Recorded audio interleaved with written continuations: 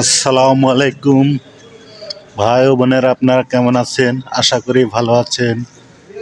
দেখেন, আমাদের হাসান জুট মিলের গোডাউন পাটে ভর্তি হয়ে আছে। এত সুন্দর পাট, দেখেন কত সুন্দর। এই তো লেবাররা কাজ করছে। হ্যাঁ, আমার মুখ দেখছি।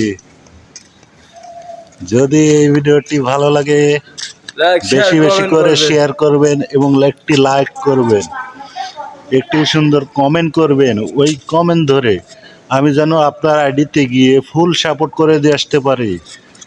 কথা দিলাম আপনাকে ফুল সাপোর্ট করে আসবো জবান থেকে।